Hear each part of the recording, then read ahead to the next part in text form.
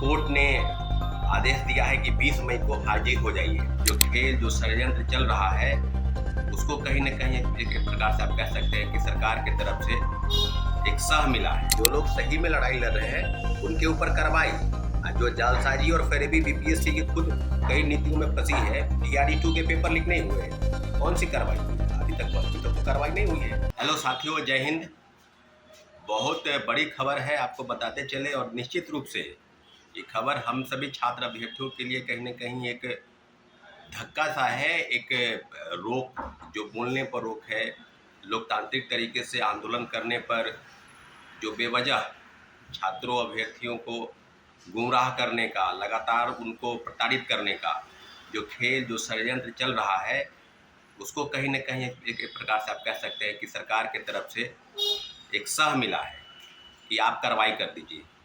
आप इन्हीं लोगों पर कार्रवाई कीजिए जिनके वजह से प्रोटेस्ट होता है। आप इन्हीं लोगों पर कार्रवाई कीजिए जिनके वजह से सारी जो है विधि व्यवस्था, सारा संचालन, सारी परीक्षा प्रणाली, नियुक्ति से लेकर बहाली तक सारी व्यवस्था इन्हीं लोगों ने अवरुद्ध कर रखा है। तो कोर्ट ने आदेश दिया है कि 20 मई को हाजिर हो जाइए। हाजिर होइए भाई, आप हाजिर होइए, आप दोषी हैं।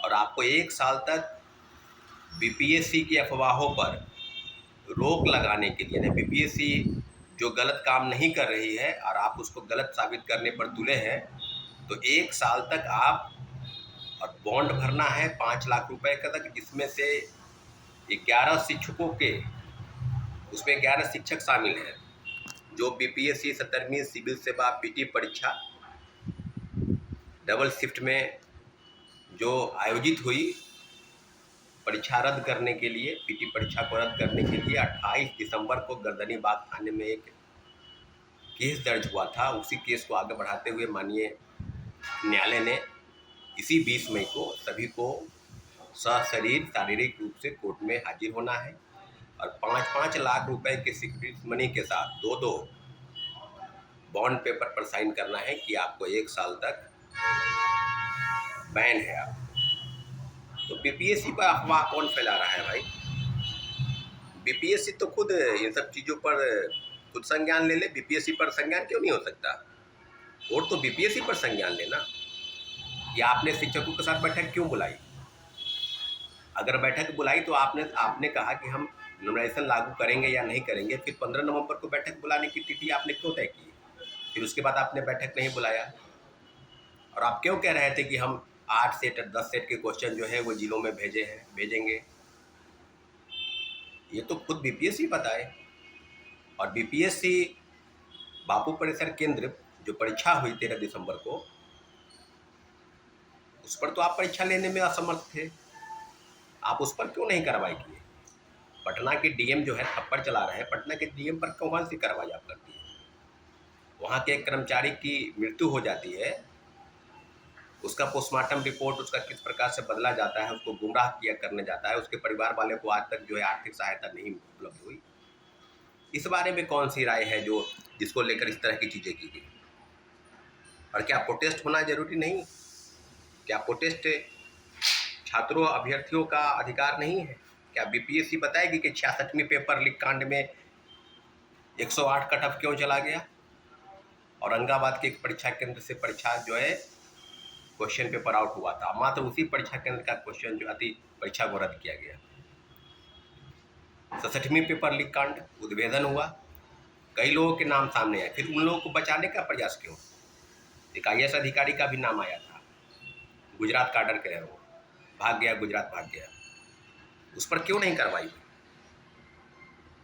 कुछ लोग पर इस तरह से ढूलमुल रवैया नहीं। जो लोग सही में लड़ाई लड़ रहे हैं उनके ऊपर कार्रवाई, जो जालसाजी और फरेबी बीपीएससी की खुद कई नीतियों में फंसी है। टीआरई-2 के पेपर लीक नहीं हुए, कौन सी कार्रवाई हुई है? अभी तक तो कार्रवाई नहीं हुई है।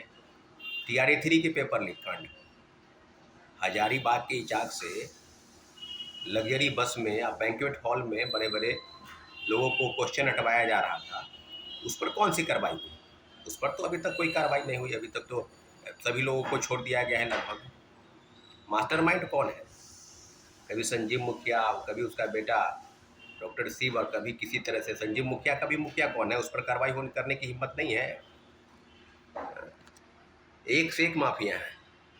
संजीव मुखिया तो खुद बता रहा है कि राजनीति में कई लोग हैं, कई बिजनेसमैन हैं, कई अधिकारी हैं, कई सफेदपोश लोग हैं जिनके बच्चों को हमने मदद पहुंचाया है।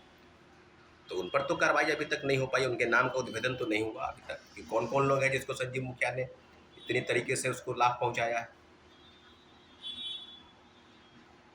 पूरी तरीके से ये उन लोगों के लिए, गरीब, असहाय, निर्धन के बच्चे, मध्यम वर्गीय परिवार के बच्चे या उन सब लोग के बच्चे जो सरकारी नौकरी पाना चाहते हैं मेरिट के दम पर, पैसे के दम पर नहीं। और निश्चित रूप से आंदोलन उनका एक हक है, उनका एक अधिकार है कि जहां किसी को लगता है कि उनके साथ गलत हुआ है तो कहीं ना कहीं सड़क पर उतरकर सरकार के लिए, सरकार को ध्यान में आकृष्ट करते हुए कि हमारी मांग आप सुने, अगर आप नहीं सुनते हैं तब हम कोर्ट के दरवाजे पर जाएंगे। और निश्चित रूप से कोर्ट के दरवाजे में लोग जाते हैं। न्याय अन्याय होना अलग बात है, लेकिन अंतिम रूप से तब कोर्ट जाते हैं। पहले सरकार से निवेदन करते हैं, सरकार के खिलाफ लड़ाई नहीं होती है। सरकार को निश्चित रूप से बताया जाता है कि आप इन अधिकारों का जो हनन हो रहा है उसकी रक्षा करें। और बीपीएससी जो गलत नीतियों पर चली है, रवि परमार, मनु भाई जो खुद भ्रष्टाचार में लिप्त है, ऐसे व्यक्ति को चेयरमैन बनाने का क्या औचित्य है? कौन सी ऐसी मजबूरी है? मुझे लगता है कि ये जो केस किया गया है, करवाया गया है, इसमें ऐसे ऐसे लोग शामिल हैं जो निश्चित रूप से शिक्षा माफिया हैं। उन कोचिंग माफिया, शिक्षा माफिया पर कार्रवाई न कर कर इन ऐसे लोग पर, जो लोग लगातार लड़ाई लड़ रहे हैं शिक्षकों के साथ, और उसके ऊपर कार्रवाई हो रही है। कुछ यूट्यूबर इसमें भी शामिल हैं, लेकिन इतना ज़रूर है कि जो लड़ाई लड़ी जाएगी वो लड़ी जाएगी और कोर्ट के आदेश का पालन होगा। लेकिन इतना ज़रूर है कि ये जो जिस प्रकार की चीज़ें चल रही है वो निश्चित रूप से सही नहीं है।